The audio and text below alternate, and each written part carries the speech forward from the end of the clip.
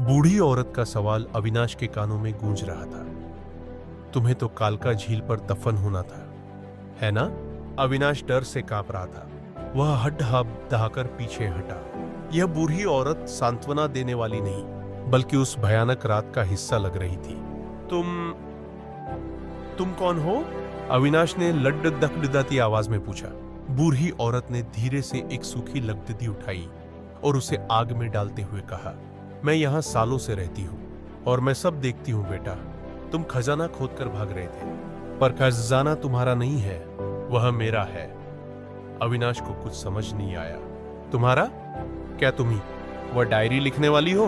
बूढ़ी औरत की आंखों में अचानक से नमी आ गई। हाँ बेटा, वह डायरी मैंने ही लिखी थी, पर वह खजाना नहीं बल्कि मेरे पति की वसीयत थी। अविनाश चौंक गया। वसीयत? हाँ। बूढ़ी औरत ने अपनी पुरानी धीमी आवाज में बताना शुरू किया। मेरा पति विक्रम बहुत अमीर था, लेकिन लालची भी। उसने अपनी सारी दौलत उस संदूक में छिपा दी थी। वह चाहता था कि कोई उसे ढूंढ न पाए। उसने डायरी में दफन शब्द का इस्तेमाल इसलिए किया ताकि लोग उसे किसी लाश का राज समझकर डर जाएं और दूर रहें। वह खजाना नहीं था, वह बस दौलत थी। तो फिर वह आदमी कौन था जिसने मुझ पर हमला किया? अविनाश ने पूछा। बूढ़ी औरत ने जोर से हंसना शुरू किया। यह हंसी बहुत कड़वी और भयानक थी। वह मेरा बेटा था, अविनाश। वह भी अपने पिता की दौलत चाहता था। उसे लगा कि तुम कोई चोर हो जो उसका हिस्सा चुरा रहा है। अविनाश को अब पूरी तस्वीर समझ में आ रही थी। लालच।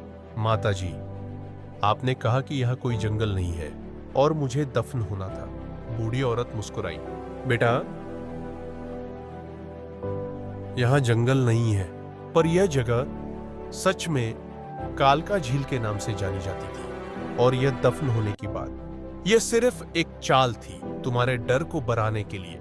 मेरा बेटा रात भर यहीं तुम्हारी तलाश में था। उसे पता था कि कोई न कोई उस संदूक के राज्य तक पहुंचेगा।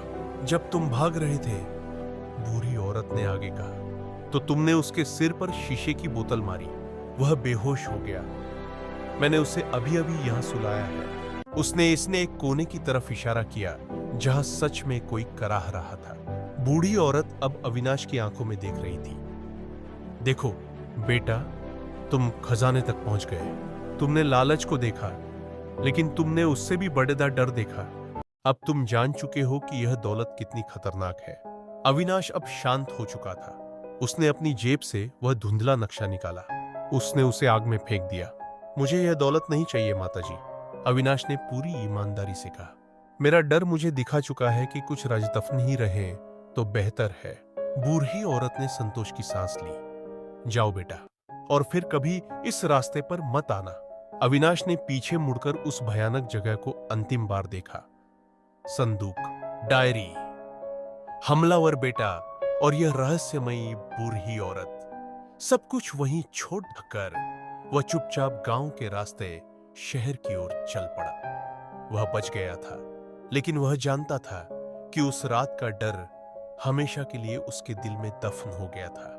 तो दोस्तों, ये कहानी यहीं खत्म होती है। कैसी लगी आपको हमारी ये सस्पेंस स्टोरी? कमेंट्स करके जरूर बताइए और चैनल को सब्सक्राइब जरूर करें ताकि मैं आपके लिए और सस्पेंस और मोटिवेशनल कहानियां लाता रहूं।